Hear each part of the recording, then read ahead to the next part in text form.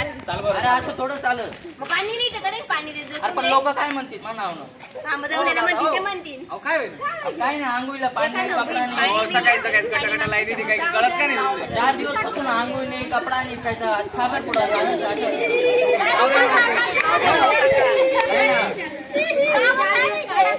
आणखी एक दिवस काढी घ्या येणारचे म्हणे पाणी येईना कदा जाई पाणी आपल्याकडे येईना. काय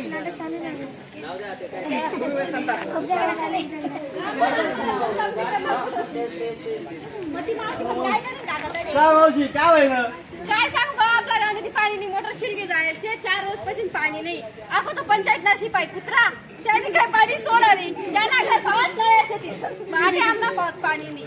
मग आता पाणी नाही मग कधी चालू शकता नवरा बायकोसनी काय फिरस.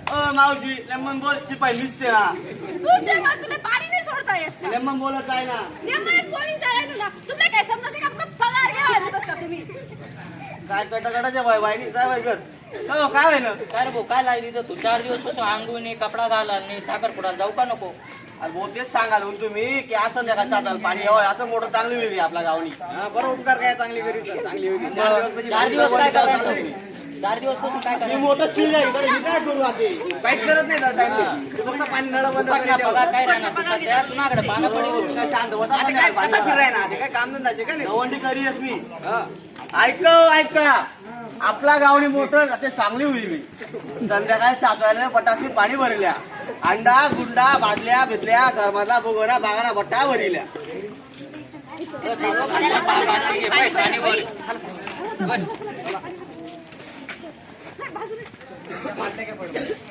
नंबर लावा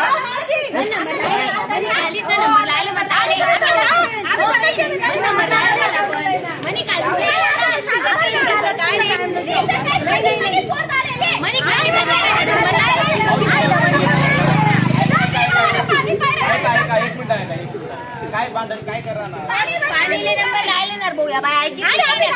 काका तुम्ही साईडले सर का थांबा साईडले सर का मावशी एवढी बादली भर एवढी बादली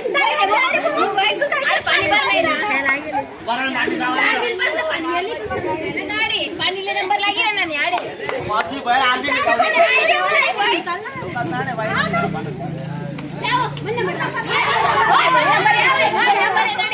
मावशी ऐका काय बांधून करा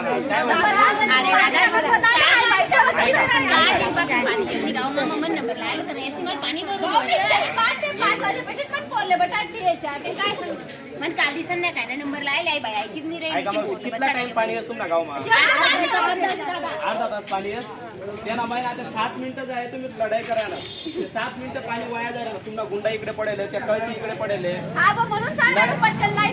हा मग लढाई करापेक्षा त्या 7 मिनिटांमध्ये तुम्ही नंबर लावतात 5 मिनिटांमध्ये तुम्हाला पाणी भरीन तुम्ही घर जातात बरोबर नंबर लायले त्या नंबर तुम्ही भरा आई पोरगी टाकते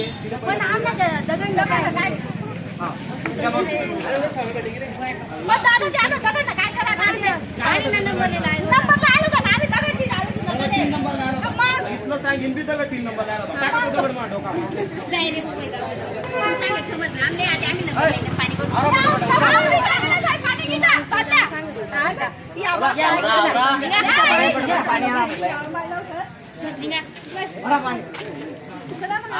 मावशी मावशी मावशी सगळ्याजण इकडे या थंडा खाली ठेवा तुम्ही एक गोष्ट सांगायची या इकडे आता या उन्हाळ कोणाचे तुम्हाला पाणी भरायचे आधी तुम्हाला पाणी भरा नंतर आहे जे पाणी जायला ना वाया आहे पाणी कसं वाया जायला माहिती तुम्ही काय करणार आहे तुम्हाला सगळ्याची चुकीचे काय होईल ना पाणी भरा नंतर तो नळ बंद करून जावायला पाहिजे आपण पहिले 7 मिनिटं तुम्ही लढाई करत आता तो अर्धा तास पाणी ते असंच वाया तुम्ही एक सल्ला देस ग्रामपंचायत सरपंच ग्रामपंचायतचा मेंबर त्यांना संपर्क साधा काय ऐकी रे अहो सदस्य शिपाई तुम्ही कळकळणी विनंतीच आहे आणि या गावनं आई पाणी असं भरा हो तुम्ही वड नका हो नेमकं सांगा ना आई पुरं पाणी वाया जायला ना काय करा निवडून करा एक नळ मंत्री पुन्हा पाणी करू जातील आई पुरं पाणी आता वाया जाईल बसार देतो त्यांना काय एवढं हो, काय नाही हो. तुम्ही सगळ्यांनी विनंती करा गावना ग्रामपंचायत मध्ये जावा आणि तेवढं नळ तुटी बसाडायला लावा आणि आता हो, चालू सांगतो. पुढं त्या नळले कोण द्यायला सांगायला या काय कालपणा करते करतात. सांगतो. अहो, पाणीचा पैसा खा. कर्ज पैसे खा देते पाणी नुसते. वाया नको जावं, ते काहीतरी तरी बांधून द्या आणि आपली सगळ्यांची जबाबदारीच आहे. समजलं काहीतरी आपले. आपण बांधतो तो पाणी बंद करू. समजलं भाऊ, तुला सांगितलं. समजी घे बरं का, समजी घे बरं का. चला, चला आपलं. तर हो.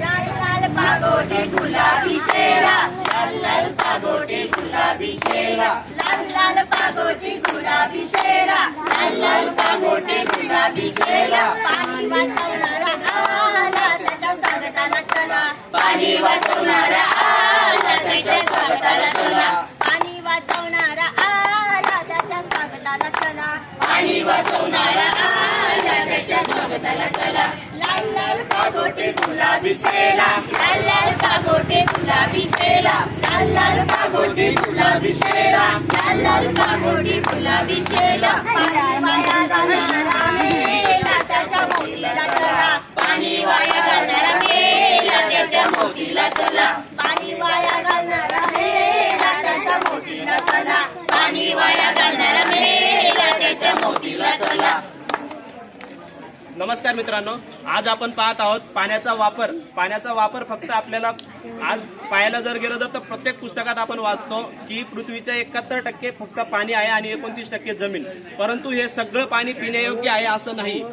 आजही आपल्या देशामध्ये पावसाळा संपल्यानंतर हिवाळ्यात सुद्धा अनेक गावांमध्ये टँकरची सुविधा करावी लागते, तेव्हा प्यायला पाणी मिळतं आणि त्या अनुषंगाने आज आपल्याला पाणी मिळत आहे. आणि त्या पाण्याची वापर केल्यानंतर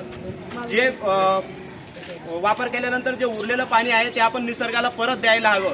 असंच उघड्यावर वाहून न जाता खड्डा करून ते पाणी आपण साठवायला हवं. जर का आपण आज ते पाणी साठवलं तर भविष्यात आपल्या जमिनीच्या पाण्याची पातळी ही वाढून येणाऱ्या पिढीसाठी त्याचा फार मोठा उपयोग होणार आहे. आणि म्हणून आपण पाण्याची योग्य ती विल्हेवाट लावली पाहिजे. जेवढं हवं तेवढं पाणी वापरून आणि इतर पाणी आपण आपल्याच जमिनीत मुरवायला पाहिजे, ते वाहून जाता कामा नये. आपणा सर्वांस नवीन वर्षाच्या हार्दिक शुभेच्छा. आणि आम्ही सादर केलेली पथनाटिका याच्यावर आपण नक्कीच विचार करू अशी अपेक्षा करतो. धन्यवाद.